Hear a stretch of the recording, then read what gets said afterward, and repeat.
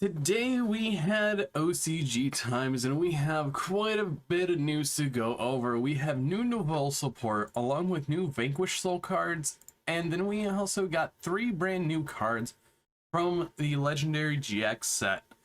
And to wrap it all off, we're going to be taking a look at the brand new Lunalight support from Serena from Arc 5. So let's get into it and let's talk about them.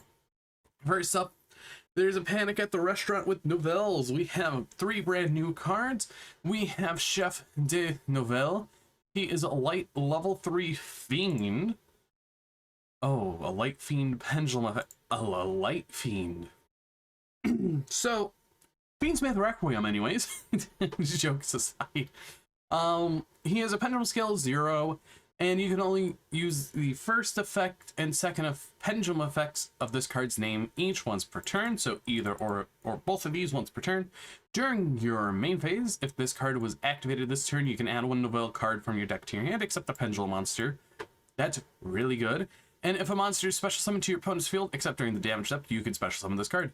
Also, really good of a pendulum effect. Honestly, pendulum effect, absolutely amazing. And then the monster effect is you cannot activate the first and second effect of this card's name in the same chain. Once per turn, quick effect, you can target 1 effect monster on the field, increase its level up by up to 3. So you can do 1, 2, or 3, depending on what you need for which ritual monster you want to go into. And then once per turn, if your opponent special summons a monster except during the damage step, you could banish 1 recipe ritual spell from your hand, deck, or graveyard, apply that card's activation effect, and that ritual summons a monster. So literally, this is a really good thing because it gets your recipes out of your deck, and it just copies them. And then after that, if this card on the field is tributed and added to the extra deck face up, you could place this card in the pendulum zone. Kind of like how the Melodiouses are when you use for a fusion summon. Instead, you can use them for if it's tributed for a ritual summon or tributed for a tribute summon. So overall, this card's really good for the deck, even though the deck still has issues. But let's get into the next one, being Angry Burger. Now, a lot of people were questioning what this card looked like, and I am super happy because this definitely represents the old Hungry Burger as a brand new retrain. So it's a level 6 Dark Warrior ritual effect monster with 2800 attack and 1850 defense, and this card is always treated as Hungry Burger. You could ritual summon this card with a recipe card, and you can only use each of the first and third effect of this card's name each once per turn. You could reveal this card in your hand, add 1 Nouvelle monster from your deck to your hand, and if you do, shuffle this card into the deck. Cool. Monsters your opponent control that can attack must attack this card. Where have I read that before? Maybe certain barrier of the Voiceless Voice. And quick effect, you contribute 1 attack position monster on either field, and if you do, special summon 1 Hungry Burger with 2000 attack from your hand or deck. So it excludes himself, but it gives room for more Hungry Burgers down in the future, which I really do like because it opens up a possibility for the future of more Hungry Burgers. And I can think of another one because we have Hungry, we have Angry, and we're probably gonna get Bolstering maybe. That would be an interesting one to say the least. And then we finally have the Nouvelle's recipe book because I'm not gonna speak French this morning as I woke up like 30 minutes ago. It's a continuous spell card, and you can only activate 1 card with this card's name per turn, and while you control a Nouvelle monster card, all face-up monsters your opponent controls are changed to attack position. Each time a monster is tributed by a ritual monster's effect, you could pay 8. Your opponent pays 850 life points. That's weird, 850. And once per turn, if you special summon a ritual monsters, except during the damage step, you can target 1 of them. And okay, you add a recipe or a Nouvelle card from your deck to your hand, except the continuous spell, and if you do, increase that monster's level by 1. My mind blinked right there. But overall, solid support wave. It definitely makes it where the deck doesn't feel less clunky than it was. And overall, I definitely enjoy seeing new support for this fun theme. Now, after that, we have Get Ready for the the season pass characters for Vanquish Soul. I like how they had this set up because they had a dining thing, they had a duel just against these cards, which honestly, it's really nice seeing how they're setting up all their streams now. We have Vanquish Soul Holy Sue. She is a Earth Psychic Effect monster, level 5, 500 attack, and 2200 defense. And if she does anything special summoning, like, you could run this in the Earth Psychic deck for sure. You can only use the first attack and effect of this card's name each once per turn, and cannot activate more than one in the same chain. During the main phase, quick effect, you could reveal one other Vanquish Soul monster in your hand, special summon this card from your hand. So you're running Pantera in this card as a engine for rank 5s. Okay, that's fine. Quick effect, you can activate one of these effects by revealing monsters in your hand with the listed attributes. You have Earth and Dark. Take control of one monster your opponent controls with the lowest attack, your choice if tied, until the end phase, and Fire and Dark. Special summon one non-psychic Vanquish Soul monster from your deck. This card's absolutely crazy because it tutors out any of your Vanquish Soul monsters except herself.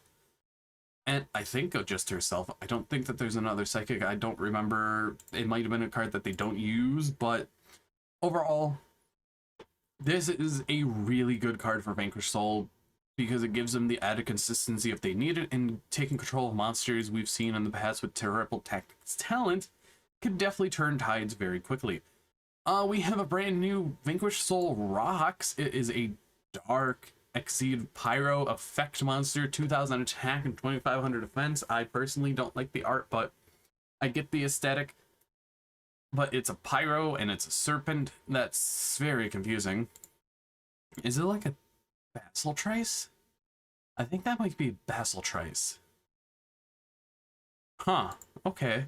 2+ level 4 Vanquish Soul monsters. Once per turn, if a Vanquish Soul monster battled this turn, you can also exceed summon Vanquish Soul Rocks by using one Vanquish Soul monster and or one rock of the Vanquisher you control. Transfer its materials to this card. Gains the following effects based on the attributes attached to this as material. Dark, all monsters your opponent controls loses 800 attack. Fire, Vanquish Soul monsters you control gain 1000 attack. And Earth, you can detach one material from this card, destroy one card your opponent controls. So most of the time you're definitely going to be doing Fire and Earth, but Dark is sometimes, depending if you need to do that. And honestly, you could just summon one by this way, and then you could just hard make the other to get all three going. And next up we have Vanquish Soul Start. It's a field spell. Every deck gets a field spell, I guess. And I think the Link Monster Search is the field spell. You know, we stop doing this, Konami, where the Link 1 Search is a field spell. You can only use the first, second, and third effect of this card's name each once per turn. You can target one Vanquish Soul monster you control, add one Vanquish Soul monster with the different attribute from your deck to your hand. Okay, this is just a reinforcement of the army. If a Vanquish Soul monster you control would be destroyed by battle or card effect, you could reveal one Vanquish Soul monster in your hand instead. Sure. And then during the end phase, if you control two or more Vanquish Soul monsters, you can set one Vanquish Soul trap from your deck. This is just a custom card field spell, so you want to Ghost Ogre this on the first effect. Yeah, you definitely need Ghost Ogre for that. Overall, this support wave for Vanquish Soul is super terrifying. I have a couple people in my locals that play this deck, and I still don't understand how just to counteract it. I need to duel against it more, honestly. This deck always confused me of what to hit, but then you have Caesar involved and it just says, oh, I'm gonna dodge all your stuff. I guess you have to run breakers against it. But overall, this new support's really crazy. And then we have the 3 cards from the GX Season 1 card reveals. We have Maiden in Moon or Maiden in Love. This card is a card that everyone has been waiting for ever since it was revealed and used back in Yu-Gi-Oh! GX. It is a Light 2 spellcaster effect monster, 400 attack, 300 defense, and opponent's monsters that can attack this. Okay, opponent monsters that can attack this card must attack it. Okay, so we have this effect here again. Cannot be destroyed by battle. So, okay. So if you have it in defense, they're just having to keep attacking it. End of this card, battles an opponent's monster at the damage step. You can activate one of these effects. Place one maiden counter on one face-up monster your opponent controls, or take control of one monster with a maiden. That's really good. In a sense of, I'm gonna play casual. This is gonna be really silly in a lot of casual duels. Yeah, Eucalyptus Mole. Or wait, Eucalyptus Mole. Huh. It's a level 3 plant earth effect monster with 300 attack and 1300 defense. I don't remember this card from GX because it's been so long, but I don't remember where it's from.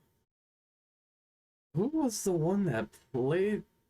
Oh, it's a Chumley card. Oh, Chumley used it. Okay. I remember now. You can only use the first and second effect of this card's name each once per turn. If this card is normal or special summon, you can special summon one level 4 or lower beast monster from your deck in face down defense or face up defense position. Then if this card is in attack position, change it to defense position. So you can normal this, summon a beast, level 3, go Emic Saber Invoker. Oh, I was hoping we would get that card back because there's so many things I want to play with it. But overall, that effect's really good.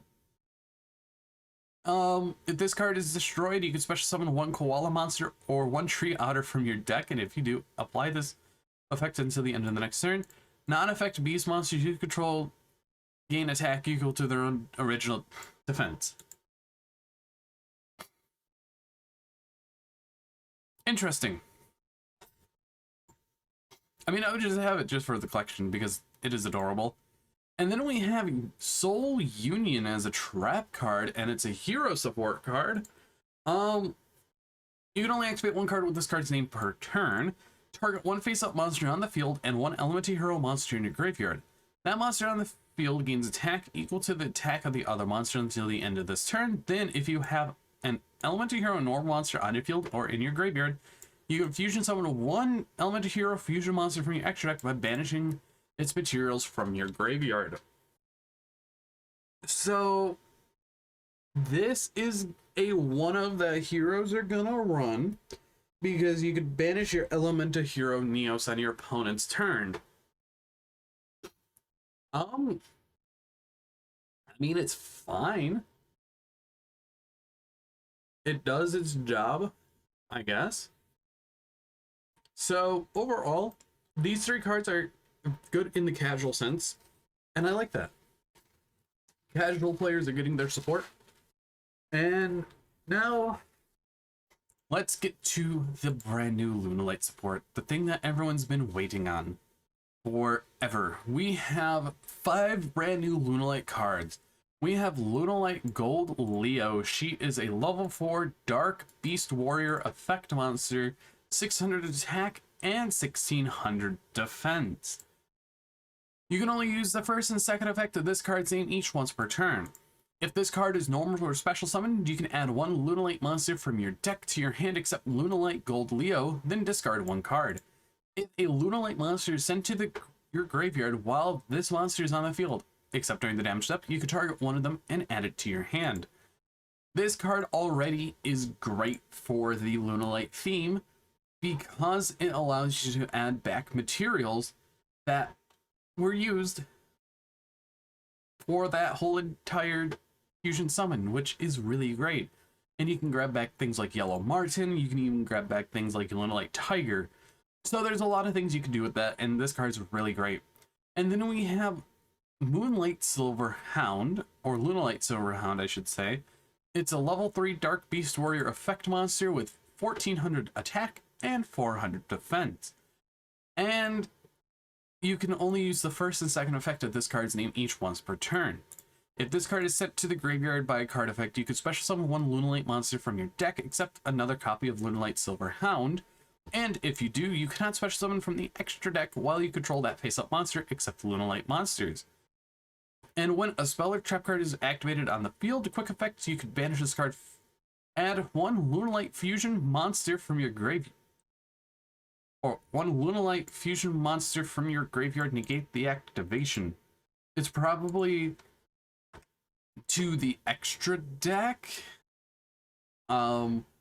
Which in my opinion is still pretty good. Yeah, it's still pretty good. Overall, definitely solid.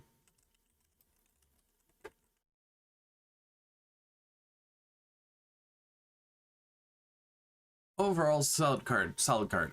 We have Lunalight Liger Dancer. It's a level 12 Dark Beast Warrior Fusion effect monster, 3,800 attack and 3,500 defense. Oh, this is a big monster on the level 12. Okay, so it takes Lunalight Leo Dancer plus 3 Lunalight monsters, and it must be fusion summoned with the above materials, and it's unaffected by non-Lunalight card effects. It can make a second attack during each battle phase, and once per turn you can send one Lunalight monster from your deck or your extra deck to your graveyard, destroy all opponents' special summoned monsters. This is literally just... So next up we have Lunalight Perfume Dancer, and it's a level 6 Dark Beast Warrior Fusion Effect Monster with 2,000 attack and 1,500 defense, and it takes 2 Lunalight monsters, I would presume, because they didn't... Yep, 2 Lunalight monsters. You can only use the first, second, and third effect of this card's name once per turn, and if this card is fusion summoned, you can add 1 Lunalight Perfume from your deck to your hand. Being able to search Perfume is crazy. And then you can target one other Lunalight card you control, return it to the hand or extra deck, then you can special summon 1 Lunalight monster from your hand. And you can banish this card from your graveyard this turn. Monsters your opponent controls will lose attack equal to their original defense. Their own original defense. That's pretty good. Also, I totally just misread this. It's... You could banish this card and one, not add one. My brain is not working today. Lunalight Masquerade. It is a continuous spell card. But overall, before we get into Lunalight Masquerade, this card's really good. It's a definitely new Lunalight fusion that you're going to go into. So there's that. And then you also have, finally, the last card. You can only use the first and second effect of this card's name each once per turn. During your main phase, if this card was activated this turn, you can send 1 Lunalight monster from your deck to the graveyard. If you fusion summon a Lunalight monster, you could add 1 polymerization from your graveyard of banishment to your hand, then you could discard 1 card. And if you do, once this turn, if you fusion summon a Lunalight monster, you can also use monsters from your graveyard by banishing them. So being able to recover fusion substitution is really good, since that's always going to be a whole entire thing on itself, just by being able to just add it back after you banish it to put something back to draw 1 from your graveyard. So overall, that's really great. This new Lunalight support is very good. These new cards that we got were very good as well. And then we also have, what else did they show off? They showed off where we get the first episode of Yu-Gi-Oh! Chronicles on May 21st.